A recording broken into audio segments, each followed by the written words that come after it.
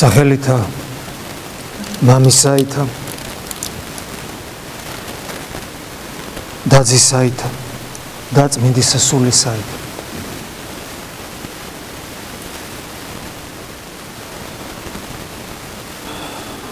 ადამიანი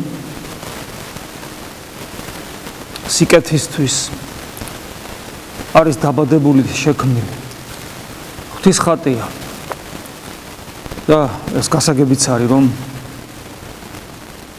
ადამიანს ამგვარი განცდა აქვს განწყობა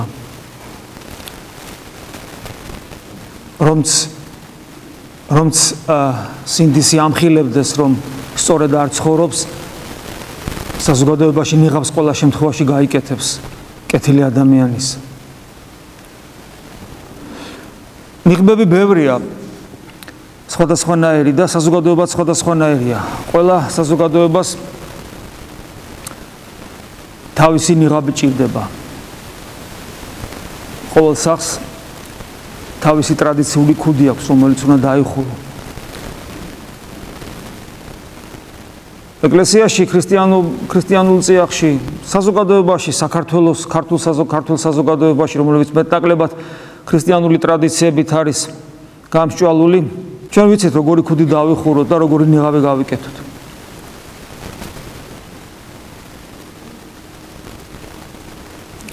რაც შეეხება ჩვენს ქრისტიანობას კაცმა რო თქვას ნიღბის გამორგება ძნელი არ არის ჩვენ მოვდივართ სარწმუნოებრივ ცხოვრებას ვიწყებთ გვიხარია რომ მორწმუნენი ვართ გვიხარია რომ აღსარებელი და მაზიარებელნი ვართ ვმარხულობთ ვლოცულობთ სხვა საკითხია რას ნიშნავს მარხვა და რას ნიშნავს ლოცვა ამ სიტყვის ნამდვილი გაგებით მაგრამ გარეგნულად რაღაცას აღვასრულებ ღვთის ჯულში განვისწავლებით რაღაც ცოდებს ჩავდიოდი და აღარ ჩავდივარ ჩემს გარშემო ვხედავ უამრავ უღმერთო ადამიანს არა ეკლესიურს მე ეკლესიური ვარ და ეს არაეკლესიური ადამიანები ისეთ ფონს ქმნიან ჩემთვის მოყიერ-ნიადაგს იმისა რომ ჩემი თავი უკეთ დავინახო უკეთ ანუ იმ გაგებით რომ მე ქრისტიანი ვარ მე ვლოცულობ ისინი არ ლოცულობენ მე ვმარხულობ ისინი არ მარხულობენ მე ეკლესიაში დავიარები ყოველ კვირა დღეს ისინი არ დადიან მე ღვთისმეტყველებაში განსწავლული ვარ და ისინი აზზეც არ არიან წარმოდგენაც კი არ აქვთ და ძალიან ცუდია რომ ისინი არ დადიან არ მარხულობენ არ ლოცულობენ და აზზეც რომ არ არიან ეს ყველაფერი ძალიან ცუდია და იმ ცუდის ფონზე რა თქმა უნდა მე კარგი ვარ ყველაფერი ძალიან ლოგიკურად არის და მშვენივრად მე მეეჭვება ახლა რასაც ახლა მე ვსაუბრობ მე ეჭვება რომ ან რომელიმე ჩვენთან ესე ცხოვრებაში მაინც თავის ეკლესიური ცხოვრების მაინც ერთხელ მაინც ამგვარად არ ეფიქროს ან არ განეცადოს ფიქრით ეგების ფიქრის უფლებას ჩვენ თავს არ ვაძლევთ მაგრამ ყოველ შემთხვევაში ამგვარი განცდა ჩვენ გვაქვს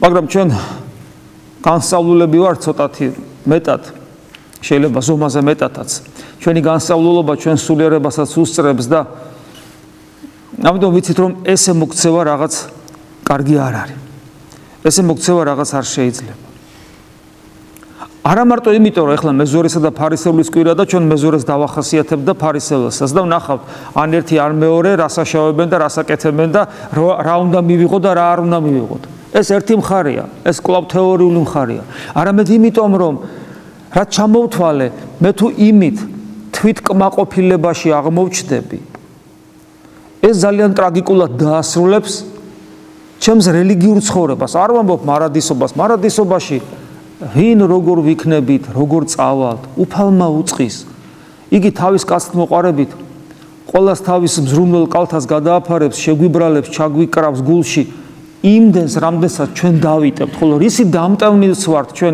ჩვენ ესეც არ ვიცით რას დავიტებთ. ჩვენ არაფერი არ ვიცით. მაგრამ აი აქ ამ სოფელში ამ სოფლის რელიგიურ ცხოვრებას გულისხმობ პირველ რიგში ეს ყველაფერი ძალიან ცუდად და ტრაგიკულად დამთავრდა და ძალიან ხშირად თავდება კიდევაც ხოლმე ესე. არა მარტო ერის ადამიანებისათვის, არამედ სასულიერო პირებისთვისაც. ჩვენ ვიცით ერის ადამიანებში და სასულიერო პირებშიც რა პრობლემები არსებობს. ეს პრობლემა ერთი სიტყვით შეიძლება გამოითქვას, გულგრილობა. დღეს მაგალითად უცხოეთის მართლმადიდებელ ეკლესიებში საკმაოდ წავედ გას საკითხი და პოლემიკაც არის ამასთან დაკავშირებით ღვთისმეტყველთა და სასულიერო პირებს შორის თუ რა პრობლემები წინაშე დგანან სასულიერო პირები გარკვეული წლების მსახურების შემდგომ. გადაიწვევიან, გადაწვახდება მათი.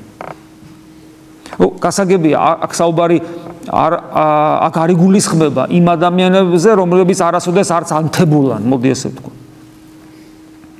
და მათი ანთებულობა თუ ოდესმე ანთებულობა იყო, ეს იყო მხოლოდ და მხოლოდ ხიბლის მდგომარეობა. რომელიც ისევე წარმატებით ებრძვის, ანუ ხიბლი სასულიერო პირს როგორც ერის ადამიანს, სასულიერო პირს კიდევ უფრო მეტად ებრძვის.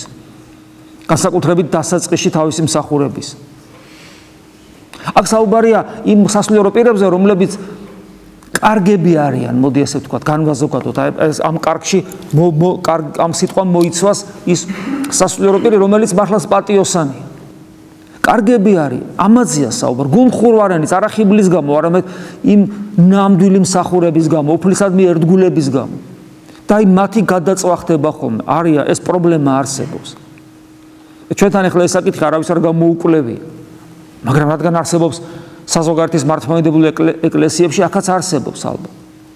ასევე არსებობს, მოდი ასე ვთქვათ, გადაწვა ერის ადამიანებშიც, რომლებიც წლების განმავლობაში 5, 7, 8, 10 წელი მეტნაკლებად ცხოვრობენ თითქოს და კარგი ეკლესიური ნორმალური ცხოვრებით და შემდეგ რაღაც საშინელება ემართება. ზოგს საშინელება რა საშინელება ემართება. ის რომ ეკლესიაში ვეღარ მოდიან, აღარ დადიან, გული უკვალდებათ, უგრილდებათ, ინტერესს კარგავენ და ის ვაი-ვაგლახით ფორთხავენ სულიერი ცხოვრების გზას. აი ეს პრობლემები და ეს მართლაც ტრაგიზმი, იმიტომ რომ ადამიანი ზურგს პატიოსანზე ვსაუბრობ, ნამდვილ მორწმუნეზე ვსაუბრობ, არ გეგონოთ მე ვსაუბრობ ადამიანზე, რომელიც შემთხვევით არის მოხვედრილი ეკლესიაში, საუბარია ნამდვილ მორწმუნეზე, ნამდვილზე, რომელიც მართლა გულით მოვიდა პატიოსთან მხოლოდ და მხოლოდ ცხონებისთვის. ამაზეა საუბარი. და რა თქმა უნდა, ესეთი ადამიანისათვის ტრაგიკულია, როდესაც ახსოვს ის გულანთებულობა და ვეღარ არის. მაგრამ ვერც მიდის, იმიტომ რომ საწავიდეს ღმერთი საძიებელი აქ არის.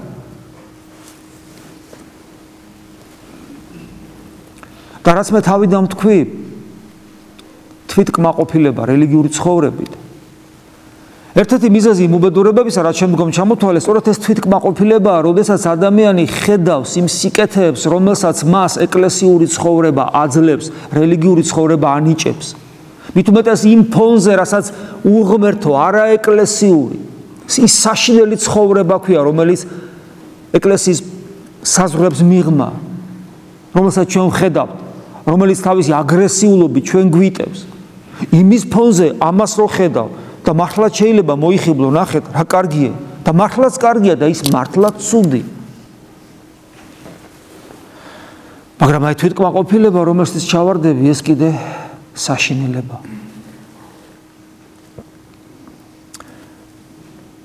ჩვენ დღეს ახლა წავიკითხეთ ეს სახარება, რომელიც ყველამ კარგად ვიცით. ყოველ წელს ვკითხულობთ, ისედაც ვკითხულობთ. და მრავალგზის გვისაუბრია სხვადასხვა კუთხით ამ თემებზე. ძალიან მნიშვნელოვანია, ეს არის ამოუწურავი თემა. ეს არის ის თემა, რომელიც რა სულ რამდენი 1 2 3 4 მუხლია, წარმოგიდგენიათ, 5 დასაწყისი. 5 მუხლი სახარების. 2000 წელი გავიდა. ამ 2000 წლის განმავლობაში რამდენი სიბრძნე დაწერილა, რამდენი ლამაზი რომანი, მოთხრობა, ეპოსი შექმნილა, რამდენი. აი ეს ხუთი მუხლი არსებობს და ამოუწურავია, ძმებოდა, ეს მრავალი რას დაწერილა.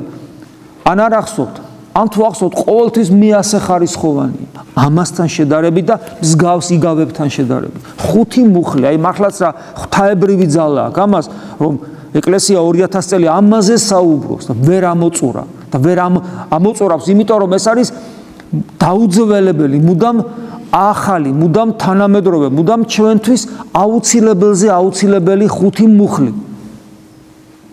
რომელიც ჩვენ გვაფხიზლებს, საკუთარ თავში გვახედებს და ჩვენს მთავარ რელიგიურ ცხოვრებაში, ჩვენი ცხოვრების მთავარ ნაწილში, ან რელიგიურ ცხოვრებაში კორექტივები შეაქვს, წლითი წლად კი არა, ყოველდღიურად უნდა შექონდეს ეს კორექტივები. იმიტომ რომ ყოველდღიურად ჩვენ შეიძლება გადაუხიოთ იმ სამეუფო გზას, რომელიც მაცხოვნებელია. ფარისეველი წარს დგა. უკვე ამ სიტყვაში ჩანს, რომ რაღაც ვერ არის საქმე. კარგად, იმიტომ რომ ჩვენ შემდეგში ვკითხულობთ, რომ მეზვერი იგი შორს იდგა და არა იკადრებდა თვალთაცაზე ახილვად. ხოლო ფარისეველი წარს დგა. წარს დგა და იცით რატო წარს დგა? იმიტომ წარს დგა, რომ ფარისეველი ამ სიტყვის სალანძღავი გაგებით არა, ზედმიწევნით აღსრულებელი, ხო? ეს არის სამწუხაროდ ფენა, მაგრამ კასტად იქცა, თუმცა ფენაც ცუდია, ხო, საზოგადოებაში. ფენებს შორის დაყოფა, კასტებს შორის საერთოდ ესე იგი გაუვალი ზღვარი არსებობს.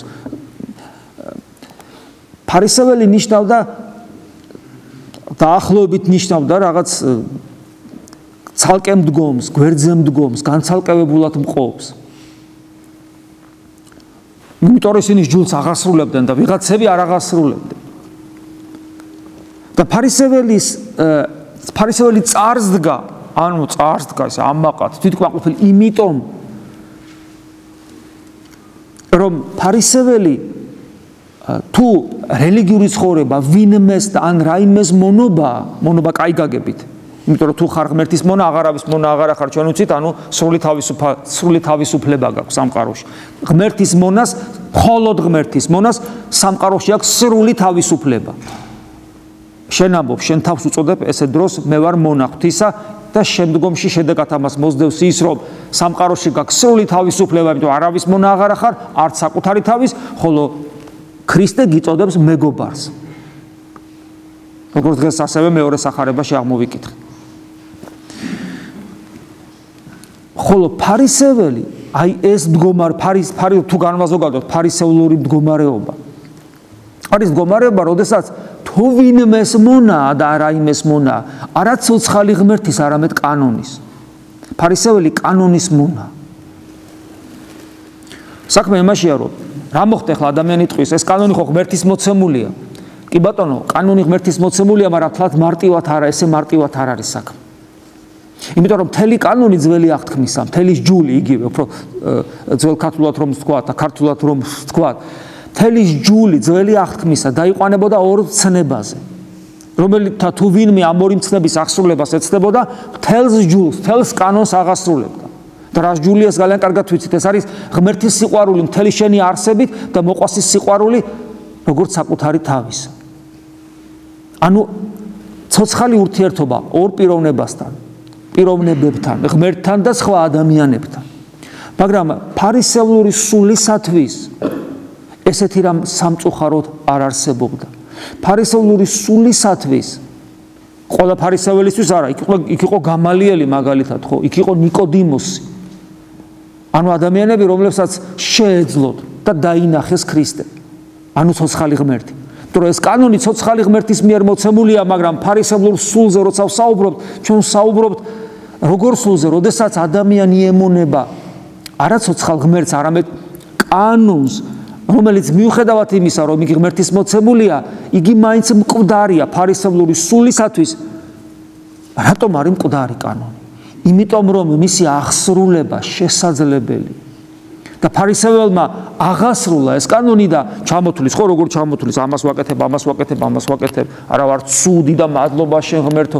ანუ ფარისეველმა კანონი აღასრულა და ის რაც აღსრულებადია, ის რაც მიღწევადია, ვერ იქნება ცოცხალი. ბუნებრივია, გესმით, ხომ ცოცხალი ადამიანურ პიროვნებაზე არაფერს ვლაპარაკობ, რომელიც ამოუწურავი და შეუცნობადია, უბრალოდ ერთუჯრედიან არსებაზეც რო ვილაპარაკოთ, ისიც კი ამოუცნობი და შეუცნობადია, იმიტომ რომ მასში სიცოცხლეა. იმიტომ იქ სადაც სიცოცხლეა, იმის ამოწურვა არის შეუძლებელი. ეს ფაქტია. შეუძლებელია. და რადგან ამოწურა, იმიტომ რომ მისთვის კანონი მკვდარია. და ამოწურა იმიტომ რომ აღასრულა. და რომ აღასრულა, იგი თვითკმაყოფილებაში.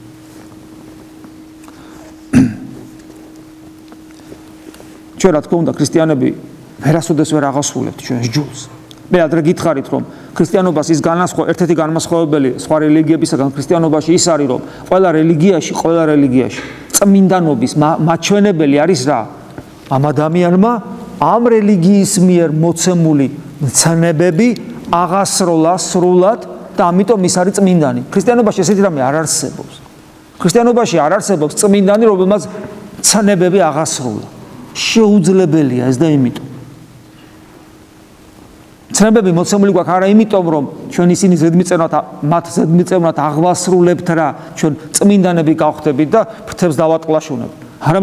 არამედ იმიტომ რომ ამ მცნებების საშუალებით ჩვენ სწავლობთ სრულყოფილ არსებასთან ურთიერთობას.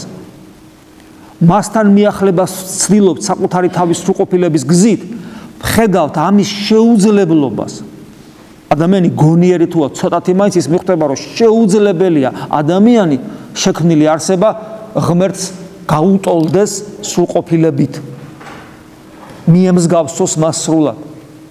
და ამიტომ მასში ეს იწვევს, ანუ ადამიანში იწვევს სინანულს, სიმდაბლეს, მორჩილების სურვილს, კრძალვას, შიშს, რომელიც დასაბამია სიბრძნის. ჩვენ ვერასოდეს ვერ აღვასრულებთ ჩვენს ჯულს. კიდევ ვიმეორებ, იმიტომ რომ თავად ჯულიც კი მოდი ასე ვთქვათ, ჯული ხომ ის არ არის რაც ესე და ესე მოიქეციო. ჯულიც ცოცხალია, თუ სიყვარული ცოცხალია, თუ სიცოცხლე ცოცხალია, თუ ბედნიერება და სიკეთე ცოცხალია, თუ გზა ცოცხალია.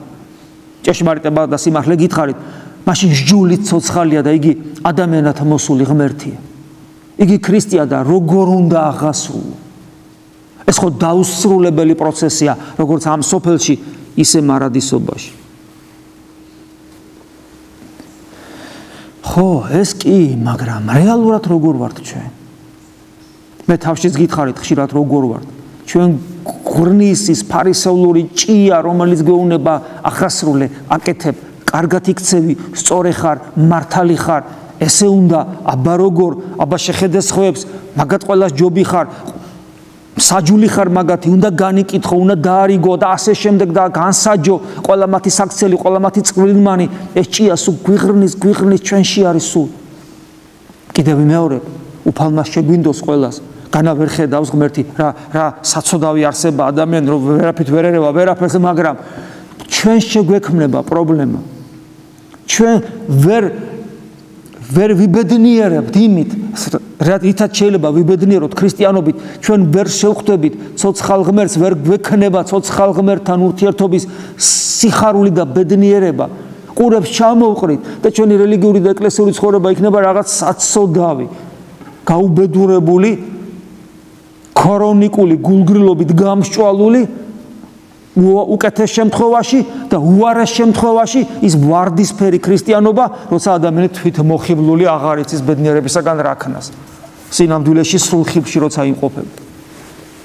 ან ფანატიზმის საშიშროება კი. ყველაფერი არსებობს. და ყველა ამ შემთხვევაში ადამიანი გაბრიყვებული, მოტყუებულია. გარდა ერთი შემთხვევისა, როდესაც ყურებ ჩამოყრილი იტანჯება, ეს კიდე ყველაფერს ჯობია, ვიდრე ფანატიზმი და ის ვარდისფერი ქრისტიანობა. ფარისეველი ეხლა თუ ჩვენ აი ეს ჭია რომელსაც გვიღრნის ის ფარისევლური ჭიარო, თვითკმაყოფილებისა, რომ გეუბნება, რომ მაგარი ხარ, კარგად ცხოვრობ, ყველაფერს აღასრულებ, თუ ჩვენ ამ ჭიას გავახარებთ, ეს ჭია იზრდება. და თუ ჩვენ ამ ჭიას გავახარებთ, ჩვენ უარეს მდგომარეობაში აღმოჩნდებით ვიდრე ფარისეველი. ეხლა ფარისეველი წარმოედგინეთ, თავის თვითკმაყოფილებას ნახეთ, სიტყვით გამოხატავს. ჩვენ არავითარ შემთხვევაში ესე არ ვიქცევით. ჩვენ გაცილებით მეტი ვიცით ვიდრე ფარისეველმა, თუნდაც აი ამ 5 მუხლის წყალობით და ვიცით რომ სიტყვით ის რაც ფარისეველმა გამოხატა რომ აი მე რამდენამეს ვაკეთებ და ესეთი არა ვარ ისინი რომ ამას ჩვენ არ ვამბობ და საკუთარ თავსაც არ უტყდებით. ანუ ჩვენ თვითკმაყოფილებას სიტყვით ვერ გამოვხატავთ როგორც ფარისეველი გამოხატავს. მაგრამ სამაგეროდ გულში ვატარებთ. ფარისეველი ჩვენზე გულუბრყვილოა უბრალოდ. ხოლო ჩვენ მასზე გაცილებით მზაკვრები ვიქნებით, თუ ჩვენ ფარისევლურ ჭიას გულში გავახარებთ. ეს არასოდეს არ უნდა დაგვაუწყდეს. თუ ადამიანს ესეთი პრობლემები დაეწყო, რომელ ქრისტიანობაზეა საერთოდ მერე საუბარი, რომელ იმ სიხარულზეა საუბარი, რომელიც უნდა ახლდეს ქრისტიანობას და რომელზეც პავლე მოციქული ამბობს მარადის გიხაროდონო და მამები განმარტავენ დიდი მამები განმარტავენ რომ ბერის გამოცნობა როგორ შეიძლება როგორ მდგომარეობაშია რომ თუ დადგუნული და ის უნდა სიხარული კონდეს ბერს სიხარული ღმერთთან მყოფობის ბედნიერი უნდა იყოს ბერი და არა ერთი დღე და ორი დღე და ერთი წელი და გინაც 5 წელი არამედ სულ ბედნიერი უნდა იყოს ბერი 30 და 50 წელი მონასტერში რო ცხოვრობდეს სულ როგორ შეიძლება ადამიანი სულ ბედნიერი იყოს თუ ნორმალურია ერთადერთ შემთხვევაში თუ სულ ქრისტესთან მყოფობა განიცდის იმიტომ რომ ქრისტე ყოველთვის ჩვენთან არის და არასოდეს არ გვტოვებს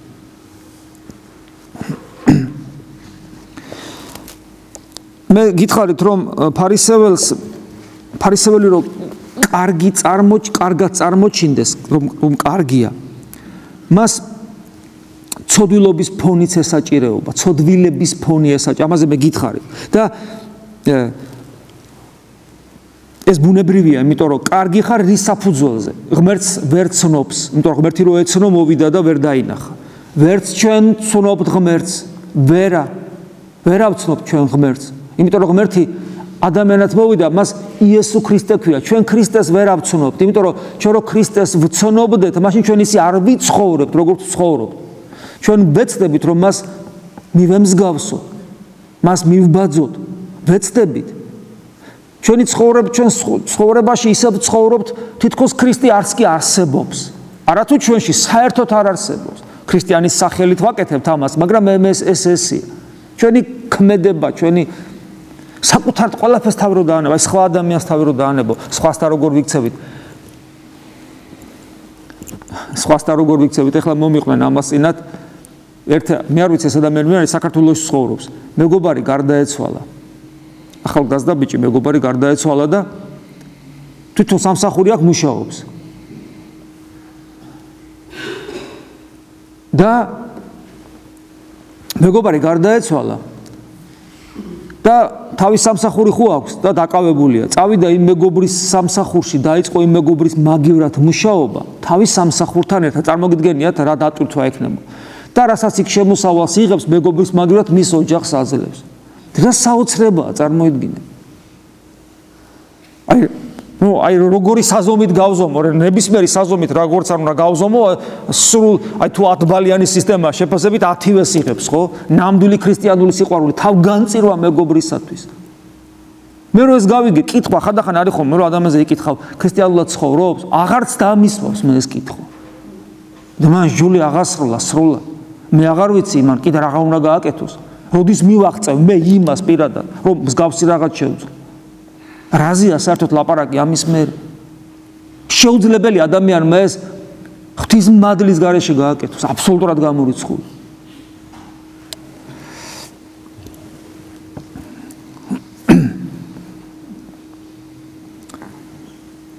მაგრამ აი ჩვენი დამოკიდებულება ადამიანებისადმი სამწუხაროდ ესეთია ჩვენ ზემოდან უყურებთ ისინი გვჭირდება ჩვენ ადამიანები მრავალი რამის გამო გვჭირდება და იმიტომაც გვჭირდება განსაკუთრებულად ცოდვილები გვჭირდებიან დავრდომილები გვჭირდებიან ცოდვაში და ასე შემდეგ, რომ მათ ფონზე ჩვენ კარგები გამოჩნდეთ. ამიტომ ჩვენ მოყვას ის სიხარული ხანდახან წინს და შურს კიდევაც და დაცემა და მე მათი პატრონობა და ნუგეშისემა და მოვლა გვიხარია, იმიტომ რომ ჩვენ ამ დროს დიდები და კარგები ვართ. ეს ერთი მხარე, რაც ფარისევლებს ჭირს და რაც ჩვენ ჭირს ხოლმე სამწუხაროდ, მაგრამ არის მეორე.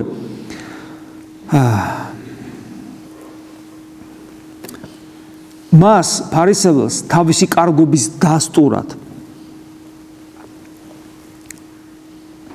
ეს დასტური, თავისი კარგობის დასტური გარეთ აქვს. კანონის სახით. კანონი არსებობს მის გარეთ და ამ კანონს აღასრულებს და აქედან გამომდინარე მას ედრება ცოდვილებს და ამ კანონს.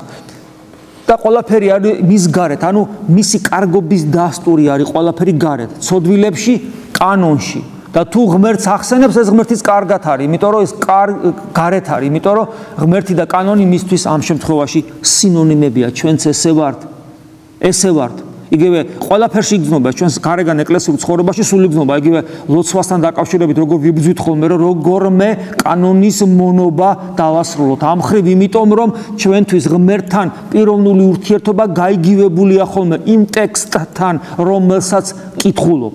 იმ ტექსტთან.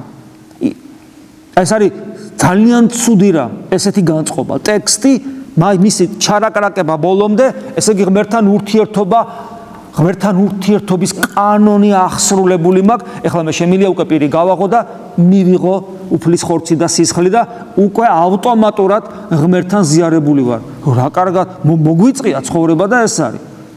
ესე იგი რაღაც ჩამონათვალია ცოდვების, რომელსაც ისედაც კაცს რო თქვას, მაინდა-მაინც ცოტა არის რა ამ ქვეყანაზე, მართლა მკვლელი და ასე შემდეგ, ხო? ქურდი და ყაჩაღი და ეხა ნარკომანიც მართლა მასე არ არის, კი ბევრია, მაგრამ არც ისე. ესე იგი, რაღაც საშინელებებს არ ჩავდიოდი, ნუ შეიძლება ერთ სიგარეტს ეწეოდა კაცი ან იგინებოდა და ამასაც თავი დაანება და დაამთავრდა. დანარჩენი რა უბედურებას აქ ტაძარში დადის, ღმერთთან ურთიერთობა ძალიან ადვილია, აქედან აქამდე წაიკითხა ურთიერთობა გაქვს და მე ესე იგი პირსაც გააღებ, მოვა სიწმინდა და დამთავრდა. ღმერთთან ნაზიარები ხარ, ეს ყველაფერი ესე შეიძლება ვიფიქროთ ჩვენ ქრისტიანებმა? დასტური ჩემი ღმერთთან ყოფობისა და ესე იგი კარგობისა ყველაფერი ჩემს გარეთ არის.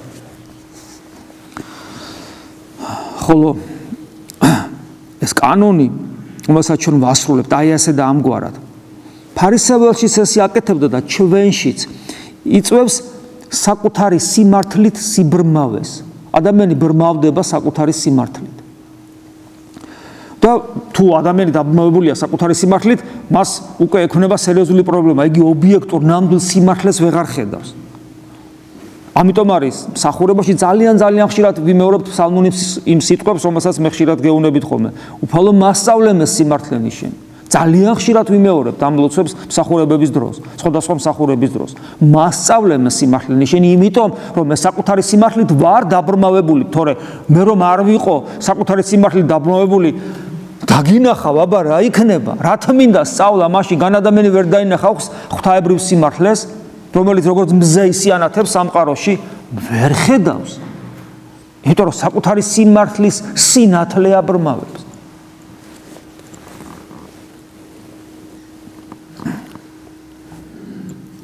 როდესაც ადამიანი ნამდვილ სიმართლეს, ობიექტურ სიმართლეს ვერ ხედავს, როცა აქედან გამომდინარე, ანუ ღმერთს ვერ ხედავს, ადამიანი ხდება ურჩი ღვთის განგებულებისადმი. ურჩი, იმიტომ რომ მას მორჩილება როგორც ასეთი უკვე აღარ ჭირდება. მას მორგებული აქვს ის, რისი აღსრულებაც მისთვის საკმარისია. ღვთის განგებულებისადმი ურჩობა, ესეთი საშიში მდგომარეობა, მე ადრეს გითხარით, მახსოვს, რომ ადამიანი შეიძლება იყოს მონოზონი, ბერი, მონასტერში და შინაგანი მდგომარეობით იყოს ურჩი.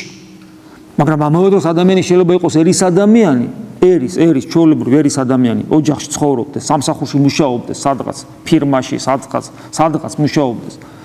მაგრამ იყოს შინაგანად მორჩილი. მორჩილება არის მდგომარეობა უპირველეს ყოვლისა.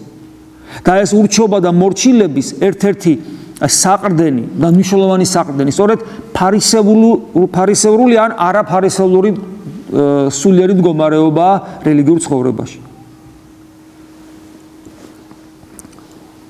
იმიტომ რომ ფარისეველი ვერ იქნება ღვთისგანგებულებისადმი მორჩილი. იმიტომ რომ ის იმორჩილებს იმ კანონს, რომელიც ღმერთმა მოგცა და თუ გაბრაზდა შეიძლება ბჭყალებში ჩავსვათ, მაგრამ ეს სამწუხაროდ ფარისევლურ სულს დღესაც ახასიათებს, თავად ღმერთს დაუმორჩილებს ამ კანონს და კანონისაგან კერპს შექმნის. ის კერპი კიდე მისი საკუთრებაა, რა მორჩილებაზეა საუბარი. სამწუხაროდ ეს ხდება ხოლმე დღევანდელ სინამდვილეში, როდესაც ღმერთის განგებულებას, ღმერთის ნებას, თავად ცოცხალ ღმერთს უქვემდებარებენ იმ სჯულს ახალი აღთქმისა, რომელიც ღმერთმა მოგცა. ეს არის ყოვლა დაუშვებელი მდგომარეობა, მაგრამ ეს რეალურად არსებობს. ახლა ამის ფონზე მეზვერის მდგომარეობა მეწეგანად წაგიკითხეთ, ხო? ხოლო მეზვერე იგი შორს დგა და არა იკადრებდა თვალთაცაზე ახილვად, არა იკადრებდა. არამედ იცემდა მკერცა და იტყოდა, ღმერთო, მილხინე ცოდვილსა ამას. ნახეთ, აი ამ ყველაფრის ფონზე, რაც ფარისეულზე ვისაუბრეთ, ნახე, როგორც ჩანს მეზვერეში ღმრთის შიში, კრძალვა, საკუთარი ცოდვილობის განცდა, გულის შემოსურილება, გულის განმზადება ცოცხალი ღმერთის მისაღებად. და ეს ყველაფერი თუნდაც იმიტომ, რომ მას უსიცოცხლო კანონის, რომელიც რაღაც კანონი ხო არსებობს, იმის იმედი არ აქვს. ნახეთ რა საოცარი რამ არის. კანონის მიხედვით ის ისეთია, რომ ეკლესიაში შემოსვლის უფლებაც კი არ აქვს. ესე იგი, კანონის იმედი არ აქვს, რა საოცრებაა. აი კანონი, რომლითაც მთელი ძველი აღთქმის რელიგიური საზოგადოება ცხოვრობს, იმ კანონის იმედი არ აქვს.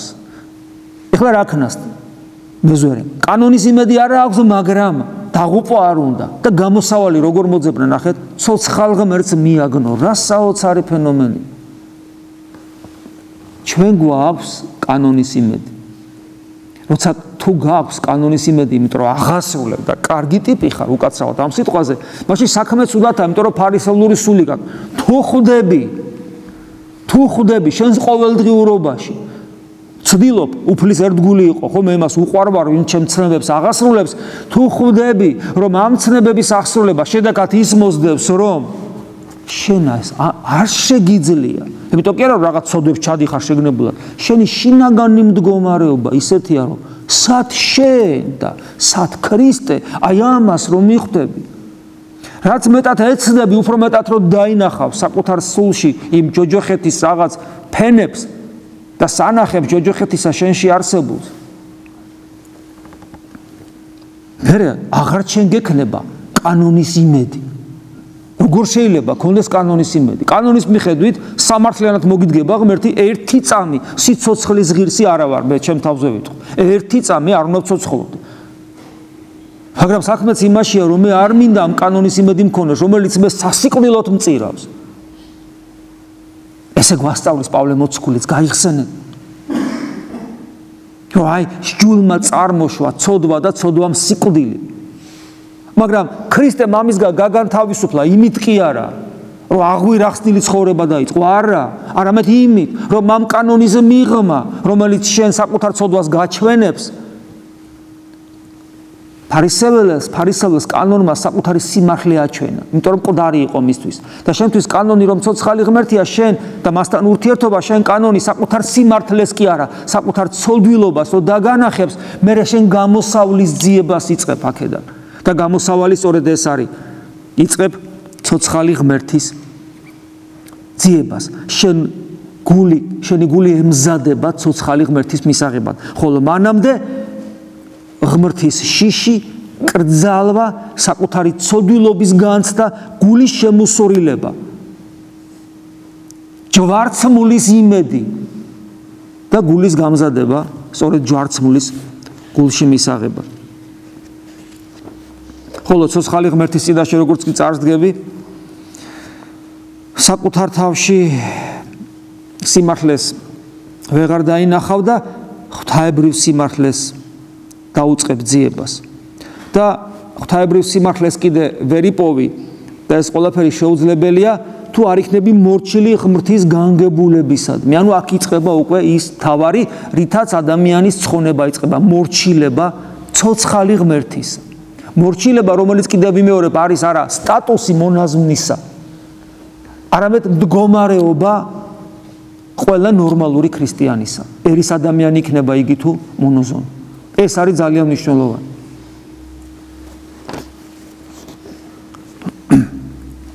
როდესაც ჩვენი გული გამზადებას დაიწყებს უფლის მისაღებად, ბუნებრივად ჩდება და ბუნებრივად არსებობს ჩვენში უკვე სწორი ლოცვის მოთხოვნილება, რომელიც ერთ-ერთი სერიოზული პრობლემაა დღეს ეკლესიაში, ყველგან და მათ შორის საქართველოში. ეს არის ძალიან სერიოზული პრობლემა. ჩვენ ვიცით, აი, წირვა ლოცვაზე რომ ვერ ჩერდებიან ხოლმე ადამიანები, ერის ადამიანები, საუბრობენ, ყაყანებენ, უკაცრავად ამ სიტყვაზე აბა სხვა რა დავარქვათ, როცა ლოცვის დროს ადამიანი საუბრობს, საკურთხეველში ვერ ჩერდებიან სტიხაროსნები, სასულიერო პირები, დაბალი თუ მაღალი იერარქიის. ჩვენ ვიცით, რომ ადამიანს ერთი სულია კიდე რაღაც დაილაპარაკოს და თქვას და მოიკითხოს და რაღაცა საღვთისმეტყველო თემები განსაჯოს. და ეს ისიც რატო ხდება? თეორიულად ყველამ ძალიან კარგად იცის, რომ წირვა ლოცვის დროს ერმაც იცის და ბერმაც იცის, რომ წირვა ლოცვის დროს საუბარი არანაირ თემაზე, მათ შორის საღვთისმეტყველო თემებზე არ შეიძლება. მით უმეტეს საღვთისმეტყველო თემების გარეთ, ანუ სხვა თემებზე ხო საერთოდ წარმოუდგენელი. და რატომ ხდება ეს მაინც? ყველამ ხომ იცის ეს. იცის ეს ძალიან მძიმე ცოდვა, ძალიან მარტივი მიზეზი. ადამიანს ლოცვა არ შეუძლია. გაუსაძლისი ადამიანისათვის ეს დგომა და უფალთან ურთიერთობა და საკუთარ თავთან ჭიდილი. გაუსაძლისი, არ შეუძლია, ვერ იტანს ამას და გამოსავალს ეძებს საუბარში. ამიტომაც თქვენი თავებს დააკვირდით, რამდენჯერაც გაგიჩნდებათ სურვილი დაელაპარაკოთ, გამოელაპარაკოთ, მოიკითხოთ, რაღაცა კითხოთ და ასე შემდეგ. იცოდეთ ეს მხოლოდ იმის გამო, რომ ლოცვა არ გინდა, შენ არსებას ლოცვა არ უნდა. აი ეს ბრძოლა, რომ გონება ვერ დაგიჭერია, ის გულში რომ ვერ ახარ და აი ეს ბრძოლა გბეზდება. გამოსავალი ის კი არ არის, რომ ბრძოლაზე უარი ვთქვა. ჩვენ მეომარნი ვართ. როგორ შეიძლება დეზერტირი იყოს სულიერ ბრძოლაში? როგორ შეიძლება? იმიტომ რომ ჩვენ გული გვაქვს დასაცავი, საკმარისია. ბრძოლაზე ერთი წამით უარი თქვა, იმ წამსვე ბოროტი სულია პატრონება გულს. იმ წამსვე ერთ თვალსაც არ დაგახამხამებინებს.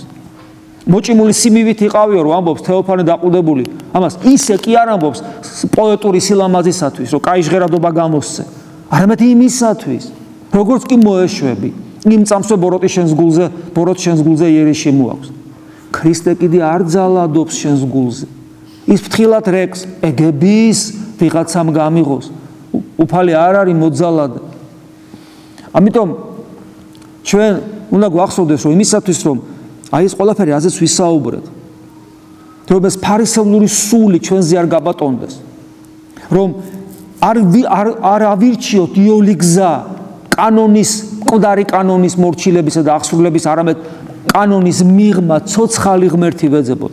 ამისათვის ჩვენ უნდა ვიყოთ მეომარნი და ვიომოთ საკუთარი გულისათვის, რომ მასზე ბოროტს უფლება არ მივცეთ, რომ მასზე გაბატონდეს. ეს რომ გაკეთდეს, ეს რომ მოხდეს, საჭიროა ფიქრი, აზროვნება, ძიება. არსებობს ლიტერატურა, არსებობს ჩვენი საუბრები, არსებობს ერთმანეთის გამოცდილება. იფიქროთ, იაზროვნოთ და ეძებოთ. და ხიბლისაგან ყველა უფალმა დაგვიფაროს ყველა ხიბლისაგან. ხიბლი, რომელიც ჩნდება მაშინ, როდესაც შენი თავი ვინმე გგონია.